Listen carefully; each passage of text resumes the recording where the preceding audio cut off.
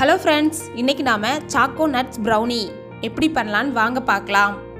இது வரைக்கும் நம்ம கோவை ஈட்ஸ் சேனலை சப்ஸ்கிரைப் பண்ணாதவங்க மறக்காமல் சப்ஸ்கிரைப் பண்ணிக்கோங்க. ப்ரௌனி பண்ணுறதுக்கு ஃபஸ்ட்டு ஒரு பாத்திரத்தில் கொஞ்சமாக தண்ணி ஊற்றி கொதிக்க வச்சுக்கோங்க. அது மேலே இன்னொரு பாத்திரம் வச்சுக்கோங்க. அதில் 100 கிராம் சாக்லேட் சேர்த்துக்கோங்க. நான் இன்றைக்கி டெய்ரி மில்க் சேர்த்துருக்குறேன். அது கூட 250 கிராம் பட்டர் சேர்த்துக்கோங்க. சேர்த்து ரெண்டும் நல்லா மெல்ட் ஆகணும்.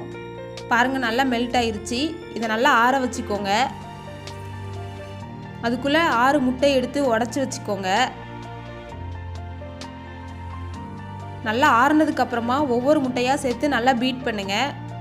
நல்லா ஆறுனதுக்கப்புறமா முட்டை சேர்த்துக்கோங்க, இல்லைனா முட்டை வெந்துடும்.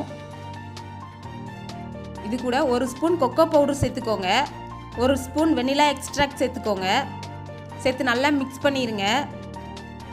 கட்டி எதுவும் இல்லாமல் நல்லா மிக்ஸ் பண்ணிக்கோங்க. அதுக்குள்ளே ஒரு மிக்ஸி ஜாரில் 250 கிராம் சீனி எடுத்துக்கோங்க. எடுத்து நல்லா பவுட்ரு பண்ணி வச்சுக்கோங்க. அதையும் சேர்த்துக்கோங்க. சேர்த்து நல்லா பீட் பண்ணிடுங்க. சீனி நல்லா கரையட்டும், அது வரைக்கும் நல்லா அடிச்சிருங்க. அப்புறமா ஒரு 1/4 ஸ்பூன் உப்பு போட்டுக்கோங்க. பேக்கிங் பவுடர் வேணால் போட்டுக்கலாம். அப்புறம் 250 கிராம் கோதுமை மாவு சேர்த்துக்கோங்க. சேர்த்து நல்லா மிக்ஸ் பண்ணிடுங்க. கட்டி எதுவும் இல்லாமல் நல்லா பீட் பண்ணிக்கோங்க. அப்புறம் ஒரு பேக்கிங் பேனில் பட்டர் தடவிக்கோங்க. கீழே ஒரு பட்டர் பேப்பர் வச்சுருங்க. அதில் இந்த மாவை ட்ரான்ஸ்ஃபர் பண்ணிடுங்க. இதுக்கு மேலே கொஞ்சமாக கேஷ்யூ நட் சேர்த்துக்கோங்க. அப்புறம் கொஞ்சமாக வால்நட் சேர்த்துக்கோங்க.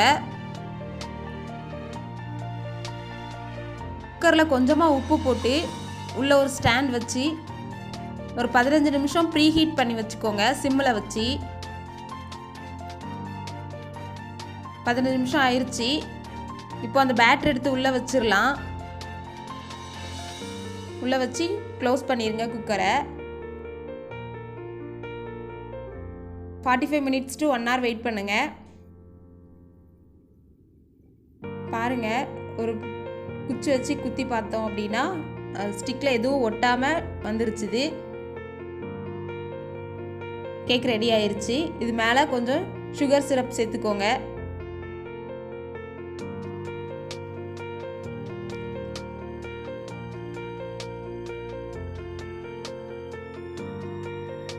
பாருங்க, எவ்வளோ அழகாக வந்திருக்குது.